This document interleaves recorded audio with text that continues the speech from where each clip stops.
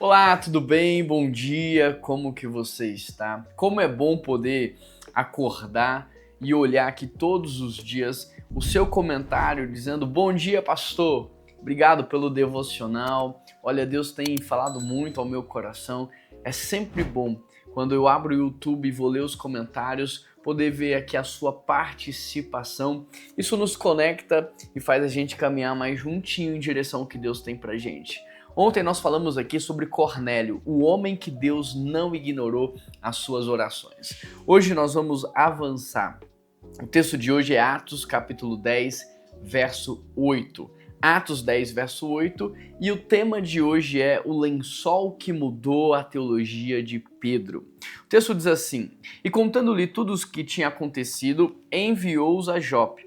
No dia seguinte, por volta do meio-dia, enquanto eles estavam viajando e se aproximavam da cidade, Pedro subiu ao terraço para orar. Pedro vai subir ao terraço para orar, preste atenção aqui. Tendo fome, queria comer.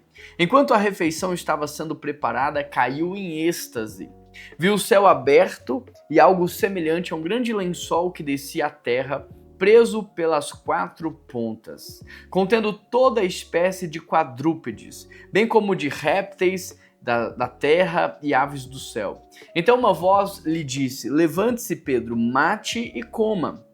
Mas Pedro respondeu: De modo algum, Senhor. Jamais comi algo impuro ou imundo. A voz falou pela segunda vez: Mate e come. Não chame de impuro aquilo que Deus purificou. Isso aconteceu 3 vezes e em seguida o lençol foi recolhido ao céu. Enquanto Pedro estava refletindo no significado da visão.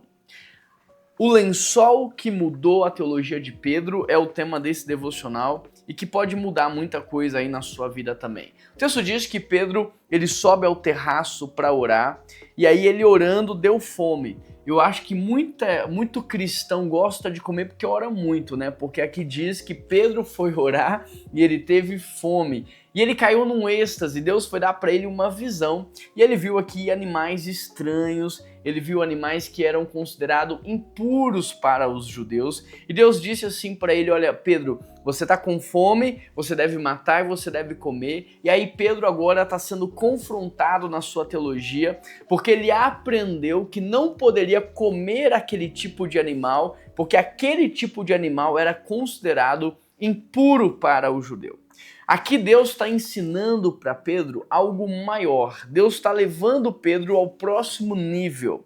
Eu aprendo muito aqui com essa história. Primeiro, às vezes Deus ele confronta as nossas tradições e esse é o primeiro ponto da devocional de hoje. As nossas tradições não podem estar acima de Deus. Aquilo que é a essência, gente, presta atenção aqui, mão fechada, mas aquilo que é forma, mão aberta. O que é a essência, pastor? Só Jesus Cristo salva, Jesus Cristo é o único caminho, a verdade, a vida, ninguém vai ao Pai senão por Ele. A palavra de Deus é infalível, é inerrável, essência, mão fechada. Agora, tudo que é forma, gente, tudo que é forma, mão aberta. O modo de fazer, a forma de fazer, o horário de fazer, se a gente vai ter um culto 9 da manhã, outro 10 e meia, outro 14 horas da tarde, isso é forma, mão aberta. Agora, o nosso culto tem que ser cristocêntrico. Aqui, Pedro está sendo confrontado na sua tradição. E olha só, Pedro não estava errado. Ele só estava preso a um entendimento antigo. É como se Deus estivesse falando: Pedro, isso funcionou até aqui, mas daqui para frente não funciona mais. E se Pedro não tivesse essa flexibilidade, ele ia se agarrar àquilo que funcionou no passado e não ia se permitir viver o novo de Deus. É igual Noé, que passou quase a vida inteira dele construindo a arca, depois ele passa um tempo dentro da arca e Deus manda ele descer.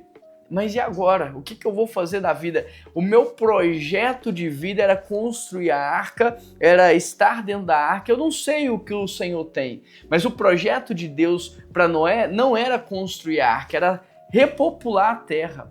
Não era construir a arca, era salvar uma espécie de ser humano para fazer de novo uma nova família na terra. Se Noé tivesse preso à arca, ele não viveria o que Deus tinha para ele.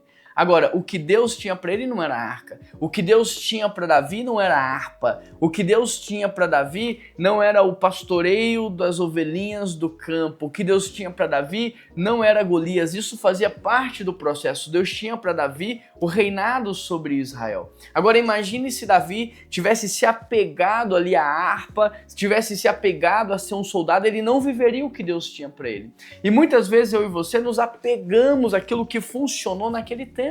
Nos apegamos àquilo que Deus nos deu para aquele dia. Nos apegamos àquilo que Deus nos mandou fazer naquela época. Mas não é porque Deus mandou fazer naquela época que Ele quer que a gente faça para sempre. Então aqui, Deus muitas vezes confronta as nossas tradições. Às vezes Deus precisa quebrar os nossos esquemas para cumprir os seus planos. Então quais são as tradições que Deus está quebrando hoje na sua vida, que Ele está te mostrando aí em espírito?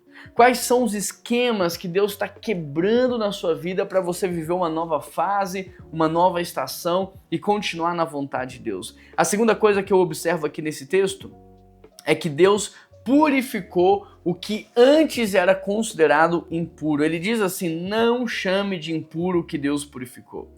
Essa frase não fala só de comida, ela está falando de pessoas. O evangelho, gente, não veio só para um grupo específico, ele veio para todas as nações. O evangelho não é só para mim, para você, que talvez viemos de uma família tradicional. O evangelho é para todo mundo. E nós não podemos, por causa de uma visão limitada, reter o evangelho. A gente pensa assim, não, essa pessoa aqui não é digna do evangelho.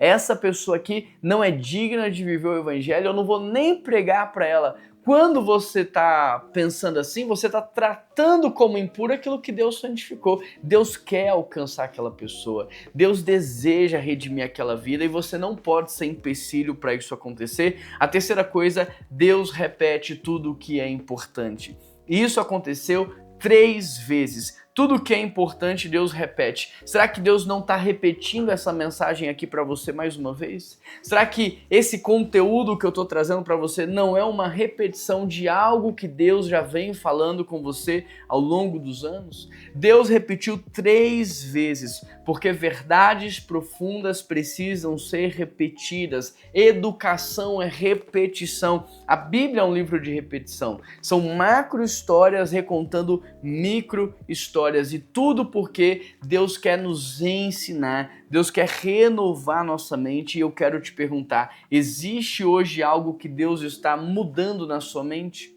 Existe hoje alguma mudança de mentalidade que Deus está provocando em você? A quarta coisa que eu aprendo aqui nesse texto é que Deus usa pessoas para confirmar aquilo que Ele quer.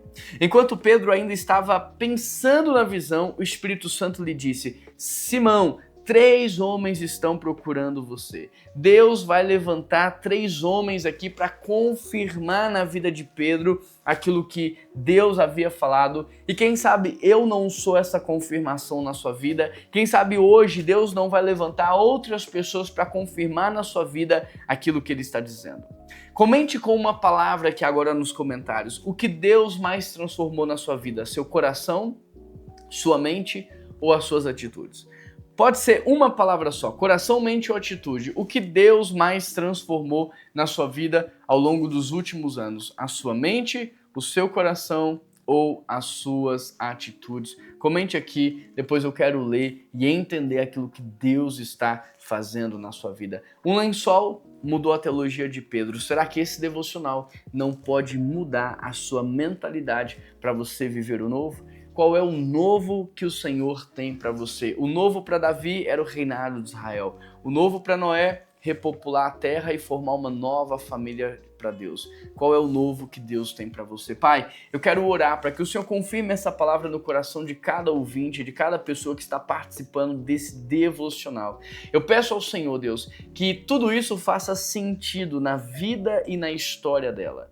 E que tudo isso seja fácil dela aplicar e praticar. Dá para ela um dia abençoado, Deus. Esta é a minha oração. Em nome de Jesus Cristo que eu oro e te agradeço. Amém, amém e amém. Se você ainda não é inscrito nesse canal, se inscreva. Fazendo isso, você me ajuda muito a cumprir a minha missão e espalhar essa mensagem para todo mundo. Um grande abraço, que Deus te abençoe e até amanhã.